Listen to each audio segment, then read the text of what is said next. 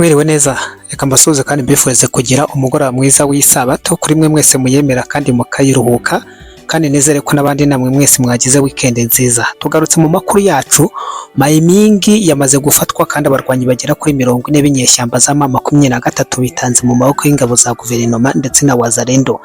Iperereza rikomeje gukorwa ku rupfu rwa Karine Buse, umufaransa wakoreraga UNICEF mu mujyi wa Goma, ndetse n'abandi bantu babiri bataramenyekana amazina yabo. Ubu rigeze kure cyane, ndakubwira raporo zimaze kurivamo ndetse n'ibibazo bitandatu birimo birakurikiranwa n'abarimo barakora iperereza, harimo abafaransa, intumwa z'umuryango w'abibumbye ndetse n'intumwa za Repubulika ya Demokarasi ya Kongo. Olivier Nduhungirehe yamaze kwemeza yuko Kigali zacyura ingabo zayo ziri muri Mozambique niba byakozwe nta musaruro byatanze, kandi niba babahaye akazi n'ikiraka batarabishimye. Iyi ni inkubi bayikaze cyane mwe mwese mugiye kubana natwe, ariko reka mpere Mayimingi ndetse n'abarwanyi bayo bagera kuri 40 bafashwe, harimo abakoroneri ndetse n'abamajoro n'ayandi mapeti atandukanye. Oui, merci mon collègue. Combo Rajabu Ira. Rajabu Ira. Unité 34e région Kije. OK. Merci major. Combo Ndol David. Pardon? Ndol David. Unité 34e région Kije. On a c'est Agida chef wa Seli Alomo Achille. 33e régiment Beni. OK. Suite na massacre Kalofande Donald 34e Kije région. Premier sergent Mulombe Mokombi Claver, unité 341 bataillon spécial. OK. Premier sergent Compagne Kilenge Dani, unité 15e régiment garde républicaine. D'accord. Agida Mukanda Saïdi Moïse, OK. 23e brigade IRR. OK. Sergent Kalumba Ikonya Christian, 341 bataillon spécial. OK. Le suivant, moi ça tiko cha mtu na sera. Soudan Ngalamulu Moïse, 1101 régiment. 1101 régiment. 1101 régiment Combo. Chibin Koufwa Joseph. OK. Ketina Ibwe Alenga Youssouf, 1303 régiment. Soudan Lukebila Messamana Sake, Soudan 23e brigade IRA. Anisha Musongela depuis Soudan 12e brigade IR Injabanda 4. Mesongolo Nkosi Lissier, Soudan 3203e régiment. Soudan Boumouane Saddam 23e brigade IR Aigle Amour. Deuxième classe Margadi Issa M23.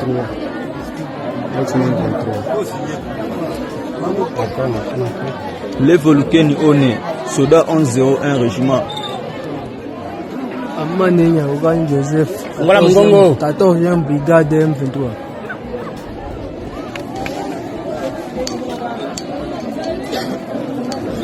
Tusuka kiwa? Ah. Deuxième classe Nyongo Kilandamoko, unité 1101. David Bahati Augustin 14e brigade. Quoi? 14e brigade. Serja Bati Alexis, 34e réseau, tamajor unité Kije. Shaka mu byemere nimushaka mugire mutariko muri iyi minsi ndabafite. Sinzi impamvu munyima like, sinzi impamvu murimo mutarimo murampa like. Kuki munyima like? Gukora like bisaba iki? Uretse biba ari bya bindi bya munyangire, cyangwa bikaba ari bya bindi bya wa mugani bajya baca ngo nta munyafurika wifuza ko mugenzi w'ihene ye yabyara babiri. Ariko mushatse mwajye muduha like, kuko ibintu tuba turimo turabikurikirana neza gatanu ku kandi. Usibye ko bajya banavuga yuko ari kubura ngo like zirukana abadayimoni. Sinzi impamvu rero mudashaka kwitanga. Reka nikomereze nerekere kuri bino bibazo bitandatu birimo biribazwa ndetse birimo birakorwa ku iperereza. Ni ibibazo bitandatu bikomeje kwibazwa ku rupfu rwa Karine Buse i Goma. Urupfu rwa Karine Buse, umufaransa kazi wakoreraga UNICEF, wapfuye ku itariki ya 11 Werurwe muri 2026 mu mujyi wa Goma mu burasirazuba bwa Repubulika ya Demokarasi ya Kongo, rukomeje guteza impaka n'ibibazo byinshi ku buryo igitero cyabaye. Uyu mugore yapfuye nyuma y'igiturika cyahise cyitirirwa igitero cya drone nk'uko byatangajwe n'umutwe wa 23. Gusa hari ibintu bitandukanye byatumye bamwe bibaza niba iyo nkuru yatangajwe ari nyayo. Ikibazo cya mbere cyo kwibazwa, kubura ibisigazwa bya drone cyangwa igisasu. Abatabazi n'abashinzwe ubutabazi bageze aho byabereye bavuga ko nta bisigazwa bya drone cyangwa igisasu byabonetse nko ku mababa, ibice by'umubiri wa drone cyangwa se ibikoresho by'igiturika. Ibi ntibisanzwe ku gitero cyo mu kirere kuko akenshi haba hari ibisigazwa bisigara bigaragaza icyakoreshejwe. Icyo ni ikibazo cya mbere. Icya kabiri, imiterere y'ibyangiritse ku nyubako, amafoto n'amashusho byafashwe aho byabereye agaragaza ko igisenge cy'inzu cyangiritse igice, inkuta zikaba zarakomeretse n'uduce tw'ibisasu. Gusa raporo z'itangazamakuru zirimo Al Jazeera ndetse na Anadolu Agency ntivuga ko habonetse umwobo munini cyangwa karateri usanga ugaragara iyo habayeho igisasu gikomeye cyo mu kirere.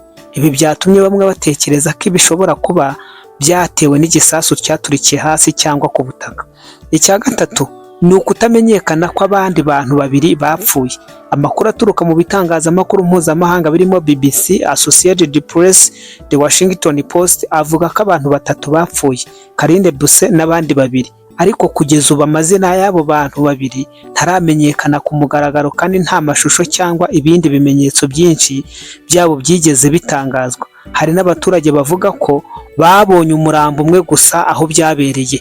Ubwo rero urumva icyo ni ikindi. Kandi ikibazo cya kane, uko ubuhamya bw'abaturage buvugwaho kugenzurwa, hari amakuru avuga ko bamwe mu baturage bagaragaje amarangamutima cyangwa batanze ubuhamya ku bitangazamakuru bashobora kuba baratewe ubwoba cyangwa bagafungwa. Ibi byaba byarabaye mu gace kari kugenzurwa na M23 aho amakuru ajya hanze anyura ku muvugizi wawo Lawrence Kanyuka. Ibi bituma bamwe bibaza impamvu ubuhamya bw'abaturage bugenzurwa cyane. Icya gatanu, ibivugwa kuri Operation Sous Drapeau, umuvugizi wa leta ya Kongo Patrick Muyaya yavuze ko ubuyobozi bwa Kinshasa busanzwe buzi uburyo bukoreshwa n'u Rwanda n'umutwe wa M23. Anavuga ko hashobora kuba hari igikorwa cyakozwe hagamijwe gushyira icyaha ku wundi, aricyo cyitwa Operation Sous Drapeau. Ibi ariko biracyari mu rwego rw'impande z'iperereza zitandukanye. Ikibazo cya gatandatu rero ni ikibazo kigendanye na mobile. Hari amakuru avuga ko Karine Buse yari amaze igihe akurikirana kandi yandika raporo ku ihohoterwa n'ubwicanyi byavugwaga mu karere. Abasesenguzi bamwe bavuga ko yakoraga ku makuru ashobora kuba arakomeye bigatuma urupfu rwe rutuma hibazwa impamvu nyakuri y'icyo gitero. Mu ncamake, urupfu rwa Karine Buse rwasize ibibazo byinshi bitarasobanuka ku byabereye i Goma, uburyo igitero cyabaye, umwirondoro w'abandi bapfuye n'uruhare rw'impande zitandukanye mu ntambara mu burasirazuba bwa Kongo. Impande nyinshi zirimo Organisation des Nations Unies na Union Européenne zasabye iperereza ryigenga kandi riboneye kugira ngo hamenyekane ukuri ku byabaye. Urumva ntago ibintu byoroshye. Mvuye muri iyo nkuru rero, reka nkomeze n'aka ka video gato.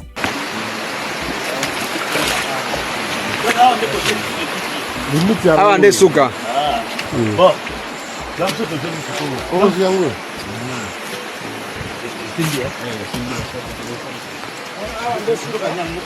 Awa ndesuka.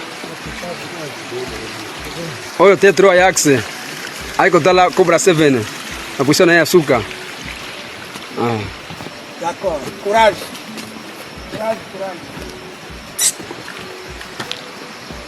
Onde po ya Maimingi de. Onde position ya dinosaure ya suka nde hao. Awa nde ambiskade na biso ilalaka nde hao.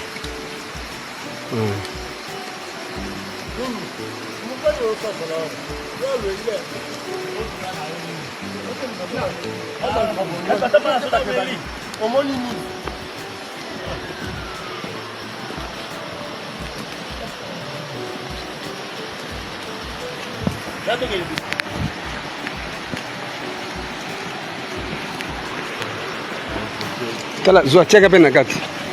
Osimba kaka finate osimba kaka. Changa pena kati. Ouais. Ça c'est le bataillon dinosaure à patrouille vers Maimingi. Alors c'est lui le commandant bataillon, c'est le bataillon dinosaure. C'est les dernières positions de combat occupées par les bataillons dinosaures. Alors comme on a trois axes, on a pour la planification à manœuvre future. Okay.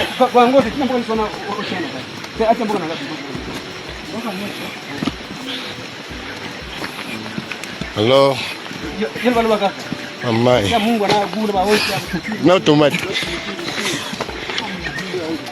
Alors nde ngona sikoyo bakozibaki kotala dernière position en vue planification manœuvre future. Alors délégation qui composé dans un côté 3 axes la TD y compris dans commandant bataillon à Sego Dinosaure. Alors l'émission en haut est commis en sous-casconde retour. En tout cas félicitations mingi na bateau Dinosaure Zokoba atentera makuluka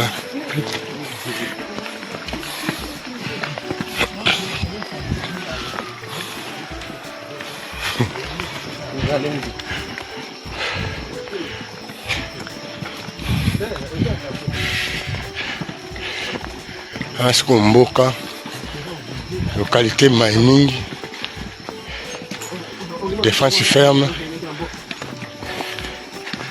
Oyo esika monguna chaki arme d'appui nae pona kobangisa biso, mais chose grave, il était surpris. Betami Pakimi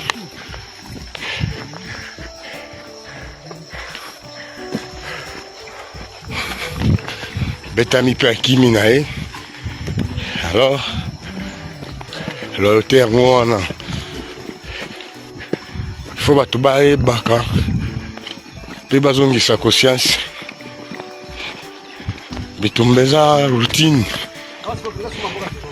ele kaka asiko tokoti na localité mingi kati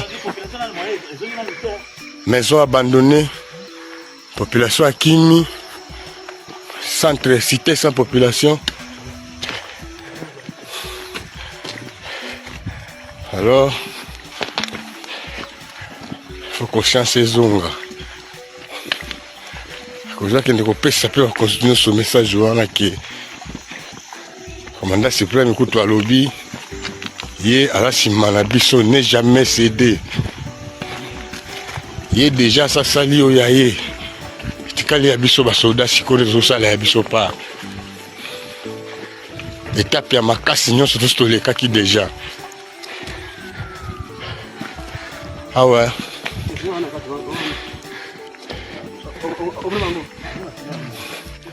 On a sikoyo. Fesa monene. Voilà. On a basoda ya Dinosaure.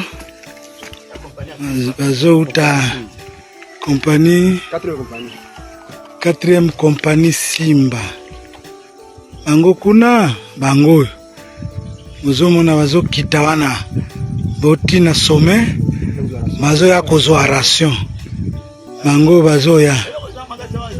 Bango yo bazoya bozomona bango wana. Merci beaucoup. Nyuma y'aka kavideo reka mpite nerekeza muri Mozambique. Amakuru aturuka mu burasirazuba bwa Repubulika Demokarasi ya Kongo aravuga ko agace ka Maimingi gaherereye muri Nord Kivu kamaze gutwarwa burundu n'ingabo za leta Force de la République Démocratique du Congo FARDC nk'uko ayo makuru abivuga. Ingabo za FARDC ngo ziragaragaza ko zikomeje ibikorwa byo kugarura umutekano mu karere, aho zivuga ko zigamije gukura ku butaka bwa Kongo imitwe yitwaje intwaro bavuga ko ifitanye isano n'u Rwanda ruyobowe na Perezida Paul Kagame.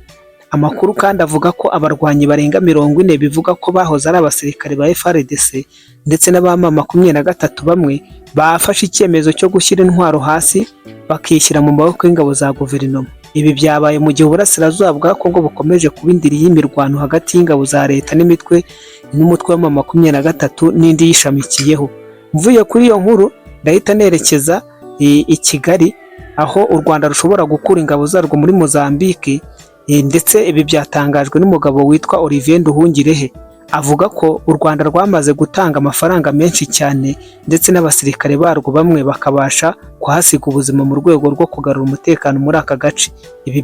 Ibi ngibi ngo byafashije abaturage bari barahunze gutaha, abana basubira ku ishuri, ngo ibikorwa by'ubucukuzi byongera gukora ndetse n'imishinga minini ya gaze karemano ngo yongera gutangira. ariko kandi Olivier Nduhungira agaragaza ko hari ibihugu bigira inyungu ku mutekano wazanywe n'ingabo z'u Rwanda. Ibyo ubwo urumva aratunga urutoki Ubufaransa, nyamara ngo bikomeza kunenga, ushinja cyangwa gushyira igitutu ku Rwanda kubera icyo gikorwa. Ni muri urwo rwego rero avuga ko ngo niba ibikorwa n'ibyagezweho n'ingabo z'u Rwanda bidahabwa agaciro u Rwanda rwiteguye gukura ingabo zarwo muri Mozambique. Reka nkwibutse yuko amakuru akomeje kugaragaza yuko nibura hano muri Mozambique u Rwanda ngo rumaze kuhatakariza nibura igihombo kiri hagati ya miliyoni 200 na miliyoni 300 z'amadolari ya Leta Zunze Ubumwe za Amerika. Ni mu gihe umuvugizi Yolande Makoro we yatangaje yuko nibura ngo u Rwanda rwashoye hariya muri Mozambique akubye inshuro 10 inkunga ruhabwa na Union Européenne. Union Européenne ikaba itanga miliyoni zigera kuri 20 z'amayero. Ubwo ni ukuvuga ko Yolande Makoro we yatangaje yuko nibura u Rwanda ruhatakaza miliyoni zigera kuri 200 z'amayero. Icyakora ntabwo yigeze atangaza aho u Rwanda rwo ruhasarura uko yabangana.